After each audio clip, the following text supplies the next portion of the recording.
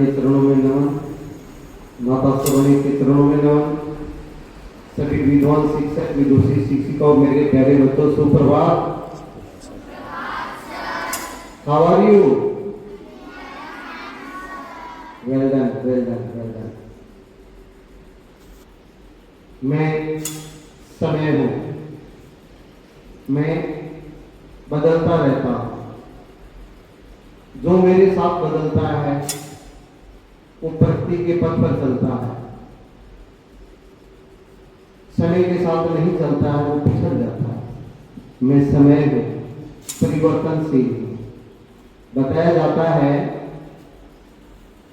कि सबसे पहले सतयुग आया। सतयुग में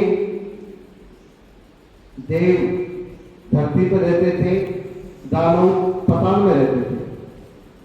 समय का पहिया घूमा, त्रेता युग आया।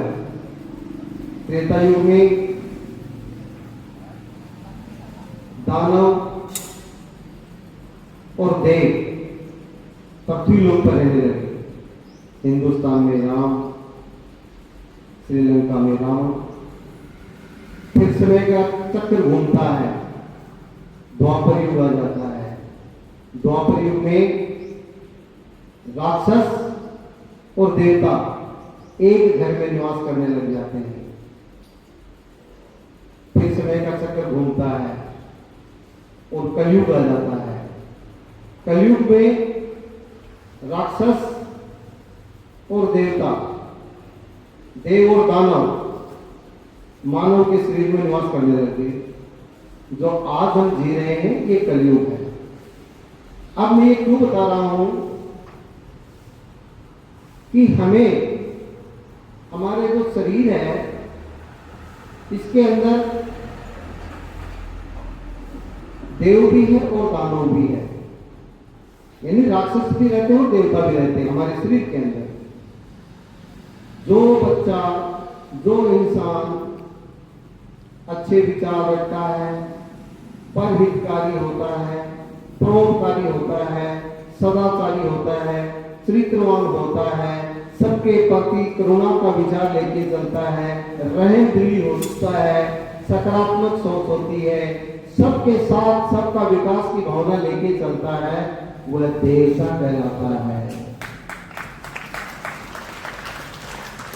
और उसी शरीर में राक्षस रहता है। वो क्या करता है?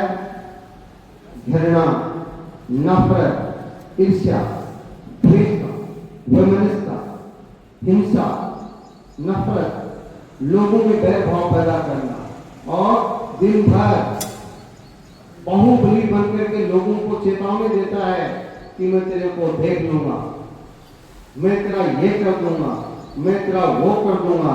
बिना गाली गलौज वो बोलता नहीं है। अब बच्चों, आप देखते हैं बहुत से बच्चे होते हैं जो शिकायत लेके आते हैं कि सर इसने मेरे को गाली दी तब मैंने इसे थप्पड़ मार दी। तो फिर तो आप दोनों राक्षस हो गए। ये गलत बात है। अगर अगला गाली दे रहा तो आप ये मानिए राक्षस है। देवता तो कभी गाली नहीं देते हैं, वो तो बहुत मृदुभाषी होते हैं, तहजीब से बात करते हैं, प्रेम से बात करते हैं। समाज में, गांव में, झांक में सुना होगा ना, यार वो क्या, अरे यार वो तो देवता ही है। सुना? वो क्या, माता सरोनी, वो तो भाई वास्तु देवी का ही रूप है। सुना होगा ना आपने? वो तो देवी का रूप थी और है भी हकीकत में देवी का रूप थी। तो क्यों ना हम हमारे शरीर में राक्षस और देवता दोनों विद्यमान हैं, दोनों विराजते हैं, तो हमें किसको जगाना है? देवताओं को या राक्षसों को? देवताओं को। तो बेटा देवताओं को जगाना थोड़ा कठिन काम होता है। राक्षस तो तैयार रहता है, तो मैं तेरे को देख लूंगा, निकलिए तुम्हारा घड़ा करने गए तो मैं देखूंगा, निकलिए हमारा गांव मां गए। और कई बार तो ये कहते हैं, गाड़ी लोग कहते हैं मेरे गांव मां करके तो दादागिरी करता है। अरे तेरे अंदर तो राक्षस पैदा हो गया। हमें सबको देवता को जगाना है। बच्चों, देवता जिसके जग गया ना वो साधारण इंसान नहीं होता है। अभी आपने बताया था मिसाइल मैन, कौन आता missile man? Doctor APJ Abdul Kalam, वो देवता का रूप था। लाल बहादुर शास्त्री देवता का रूप था। जितने भी बड़े बड़े फिलोसोफर रहे, बड़े बड़े साइंटिस्ट रहे, इनके अंदर देव पैदा हो गए, और जिसके अंदर देव पैदा हो गया वह दुनिया की सबसे बड़ी शक्ति बन जाता है। और जो बाहुबली बनकर के दिन भर गालियां देते हैं, अपशब्द बोलते हैं, नफरत करते हैं, घृणा करते हैं, वो एक सीमा होती है, उसके बाद में वो आगे नहीं बढ़ पाते हैं, तरक्की नहीं कर पाते हैं। आपने गांव में देखा होगा, मारवाड़ी कहेगा ना, ऊँट की भूत की म्याद जो है 13 साल तो भूत जीवा है, और 13 साल ऊँट जो बदमाश होता है उसके पास पीरियड होता है।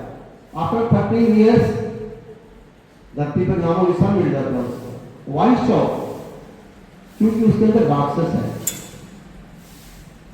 तो हमें किसको जगाना है? देव। Very very good, very good. कितने बच्चे मेरी बात से सहमत है कि आज के बाद हम किसी की बुराई नहीं करेंगे, हम किसी को गाली नहीं देंगे, हम अपना साथी हमसे आगे बढ़कर उससे नफरत नहीं करेंगे, उससे हम सीखेंगे, उससे हम सीखेंगे।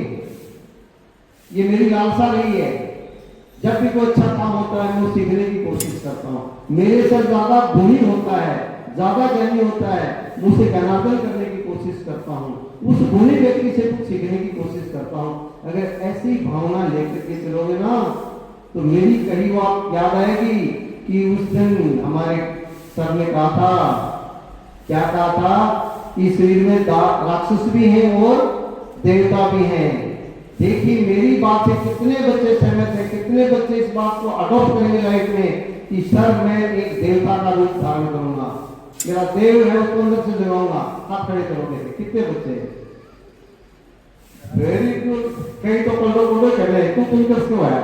तो मन के भाव लग जाता। Thank you, well done, well done, बहुत अच्छी बात है।